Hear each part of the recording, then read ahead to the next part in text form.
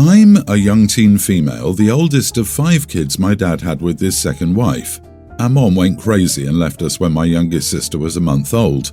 Our dad stuck around for maybe 5 months after that before dropping us off at our half-sister's, 25 place, for what was supposed to be a couple of weeks, then changing his number, deleting his email, and putting our house up for sale. My sister was a full-time college student and was living in a 1-bedroom apartment. She didn't have the space, time, or money to take care of us, so we ended up in foster care until she got a new apartment and a better job, or CPS could track down my dad and get him to take us. We were in foster care for 8 months, then returned to my sister when she graduated college and got a bigger apartment. She takes really good care of us. We always have food, we have good clothes, and my siblings have a lot of toys, and she always makes sure I can participate in every class party or field trip. It's been really rough for my sister though. She sleeps on the couch because she can't cram another bed into our rooms, and she works 2 jobs. She's out of the house by 2 every morning, comes back by 8 to make breakfast and get us to school or daycare, then returns to work at 1.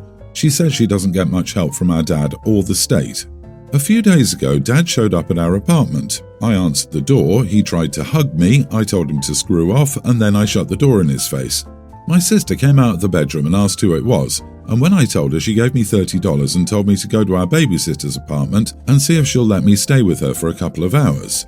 She picked me up from the babysitter's apartment, and the only thing she said was, "Did you curse at your dad?"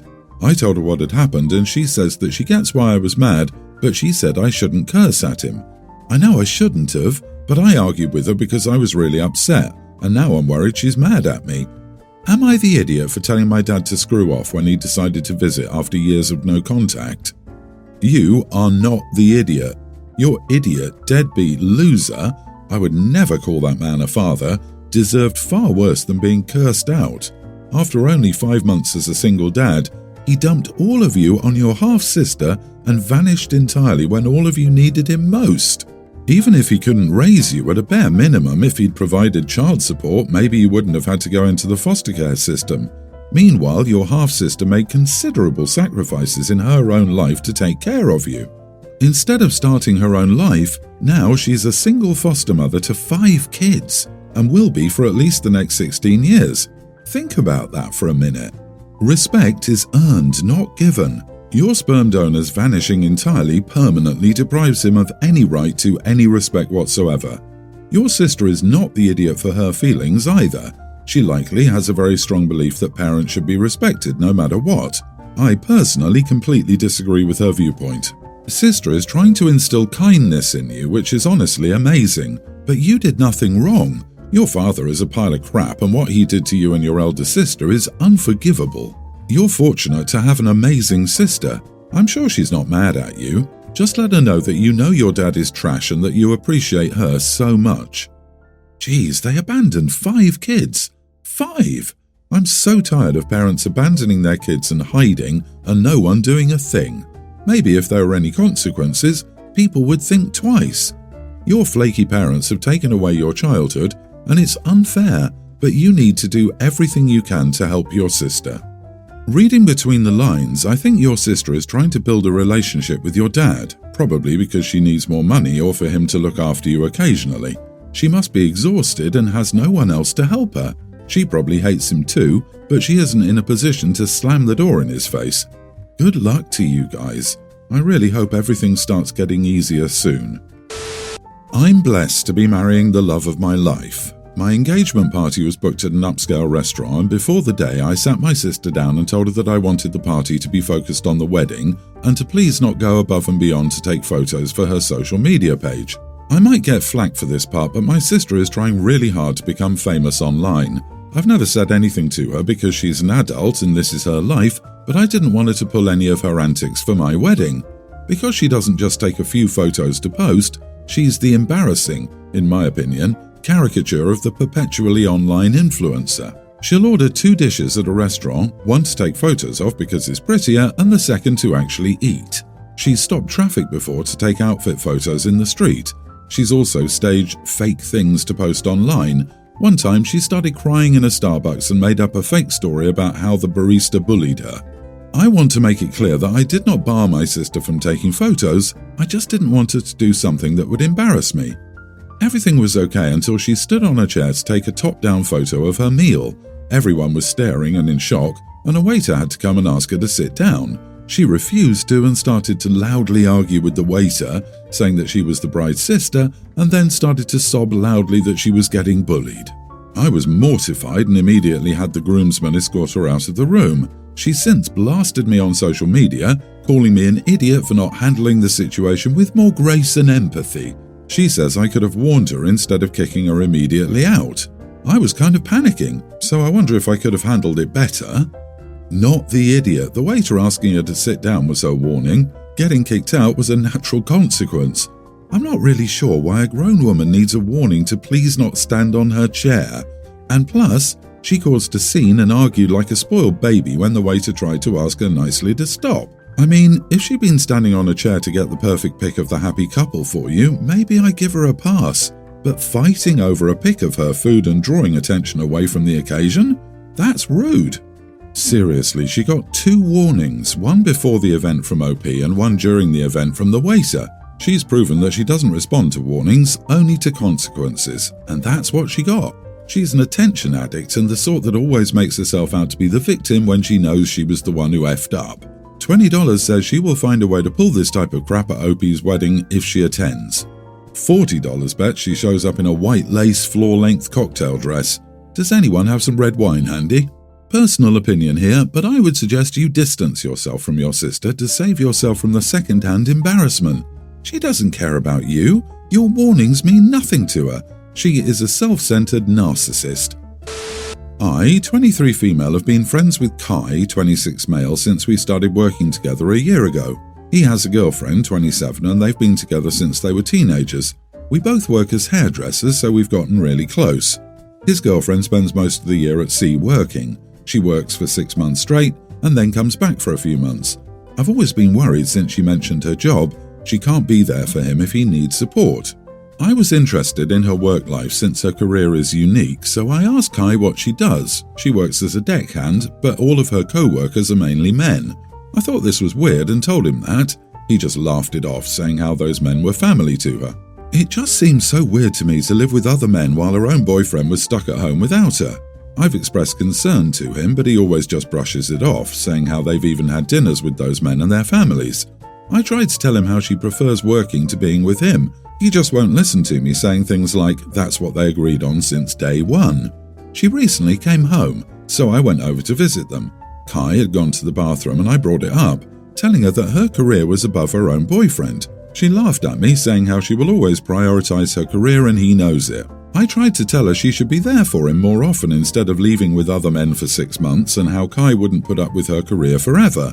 She just had this look on her face and told me that he wouldn't be leaving anytime soon since she bought their house in cash after only 4 years of working. Kai then came back and she told him everything I said. He told me to leave. I tried to explain myself, but he shut the door on me. I've tried contacting him since then, but he hasn't even shown up for work, so I was worried. Finally, he just texted me back saying he left work and how his girlfriend is now converting their spare room into his own salon. I tried to explain myself, but I was blocked. I just want my friend back. Am I the idiot? You are the idiot. Stay out of their relationship. You don't get to invent concerns your friend hasn't expressed having and confront his girlfriend with them, and you surely don't get to imply that she's fooling around with her co-workers just because they're mostly men. I'm glad he's getting out of a toxic relationship, by which I mean his friendship with you. It's her job. Your friend was being supportive of his girlfriend and you're constantly trying to sow seeds of distrust in his mind. She's spending time with other men and not her boyfriend. What era do you live in? That's her job. She's not choosing to spend time with other men. You want her to quit her job? It seems so weird to me. Who the heck are you to feel weird and comment on their relationship? I think you're into this guy and you're trying to get in between them. You deserve to be kicked out. Yep, this is how you lose your friends. So what about people in the military or other remote jobs? Are they not allowed to have relationships? They bought a house with cash after 4 years. That's called doing it smart as a foundation so they can spend lots of time together in financial security in a couple of years. But you're too busy being judgy and coming across like you have a romantic interest in Kai. I'm sorry, but after that tirade, neither can trust having you around with you trying to split them. Also, the salon industry tends to be pretty female-dominated, so isn't the co-worker in the same position as his girlfriend? He most likely works around women all day long, but OP doesn't seem to think that's a problem. OP, stop disguising your jealousy as concern for your friend when it's obvious that you're in love with Kai and are meddling to break them up. I, 45 female, had my daughter Cindy, now 28, when I was 17. Her father didn't stick around and we really struggled for a bit. Even when I graduated college, I had a bunch of student loan debt and juggled rent, food and other expenses. Cindy never lacked necessities, but I admit she didn't get a lot of material possessions. I would try to save up as much as possible to make Christmas and birthdays as fun as possible, but she didn't get much else throughout the year, and we only went on 2 vacations total in her childhood. We definitely ate a lot of struggle meals and had to move often. We honestly teetered on the poverty line. When Cindy was 17, I was finally debt-free, got a job promotion and was doing much better. I did start to give her things throughout the year. For example, I used my bonus to take her to Disney World, somewhere she'd always wanted to go but couldn't. It was nice that I could spoil her a little after years of struggling. She went off to college, and at this time I met my husband Matthew. We got married and now have 2 kids together, Jack, male kindergartner, and Melissa, female 1 year older. With our combined incomes, we live quite comfortably. I admit Jack and Melissa have gotten a lot more than Cindy did at that age, but I've certainly never left her out. She's always invited on our trips, we pay, I get her random gifts throughout the year, and birthdays and Christmases are bigger. I'm trying to make it as even as I can, but I know it never really will be. Cindy first pointed out the discrepancy a couple of years ago when we took the kids to Disney. Cindy went with us. I sat Cindy down and apologized for her childhood. I said I wish I'd been in a better place when she was their age. I know I can never truly make up for it, etc. I said I know it will take time for her to heal. I thought that was it, but since then Cindy has constantly complained whenever her siblings get anything. I'm always super sensitive to her feelings, validate them, etc. But things came to a head recently on Jack's birthday. Instead of a party, he opted to see the off-Broadway production of Frozen. We, as always, invited Cindy to come along as well as her fiancé. The whole night she was pouting and seemed upset. I tried talking to her, but she brushed it off. We went to dinner after the show. Jack and Melissa were excitedly talking about it. Cindy then butted in, "You know what I got for my 5th birthday, Jack? A Barbie from the dollar store." The kids didn't see the big deal, but the adults at the table understood. I was civil the rest of the meal, but later called Cindy and told her what she did was unacceptable. I cannot continuously apologize for her upbringing, and she can't throw it in my face. I asked if she wanted me to give her siblings less simply because she did. She said no, but that she could bring it up whenever she wanted, and she'll continue to do so. I said I was disappointed and hung up. Later, Cindy sent me a very long text telling me I was a horrible mother. Am I the idiot? I understand Cindy's position. I can't think of one present I ever received from my parents, not to discredit them because they paid for literally everything in my life, but I always knew they did their best and I've always been grateful.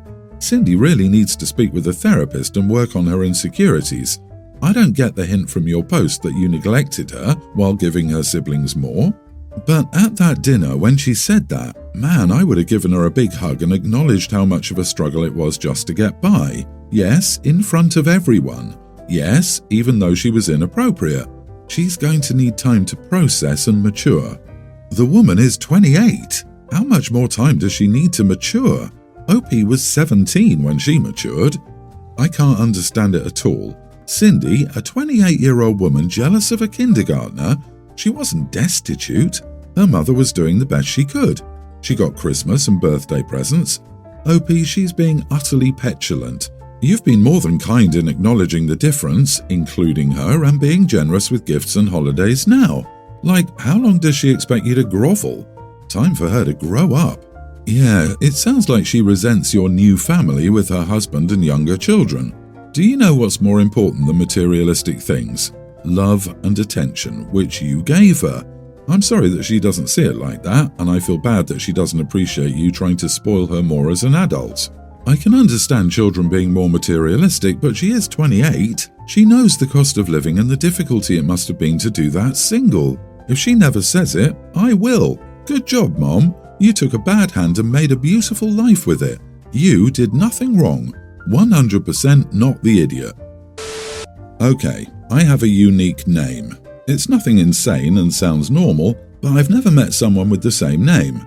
Looking at that name analyzer, only 30 people were given my name last year. The point I'm trying to make is, it's unique. People comment on it semi-regularly, but it's made up, not a cultural or historical name. My sister had a baby girl 2 years ago and named her the female version of my name. She didn't ask me if she could. I want to be clear, I didn't and wouldn't expect her to, and I certainly would have approved if she did, and I do approve. I'm totally fine with her having a similar name. I don't want to dox myself here, so for example, let's say my name is Thor and her name is Thora. It's off by a letter. I often babysit and have a good relationship with my sis and brother-in-law, but when I'm with my niece and we tell people her name, obviously everyone immediately comments on our names being similar. I started jokingly saying, "Oh yeah, she was named after me," but brother-in-law heard me say that to a neighbour while at the park with her, and he blew up my phone after saying she wasn't named after me. Why am I telling people that and I'm delusional? I'm kind of baffled by this aggression. I haven't responded or said anything to my sister. I'm now wondering, did I overstep in saying that? I'm awkward, so I tend to stick to the same talk script. No one ever said she was named after me, and I won't say that anymore. But was I out of line?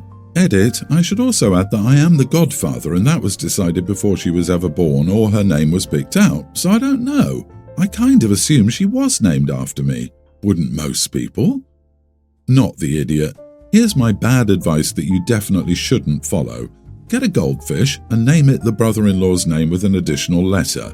Talk about the goldfish a lot around the brother-in-law and see if brother-in-law thinks there's a connection between his name and the goldfish. Get unreasonably angry if the brother-in-law suggests there's a connection. A goldfish stays in the house. He should name a dog after the brother-in-law and take the dog everywhere. Your names are so similar that strangers comment on them and you reply to the stranger jokingly. Even if you've been serious, brother-in-law doesn't need to get so aggressive about it. He could have just said she wasn't named after you and that it was just a name they liked the sound of. I think brother-in-law's reaction is disproportionate. You should talk to your sister, not about the incident with brother-in-law, but to know whether your name inspired your nieces. I mean, she is your sister and trusts you with her child, so I think you can discuss this. It's possible, I'm making wild guesses here completely out of nowhere because why not, that maybe your sister did indeed name her daughter after you, or was influenced by your name, inspired, or found it sounded great. Brother-in-law disapproved and they had an argument and she won, and now brother-in-law is mad and doesn't want to acknowledge that.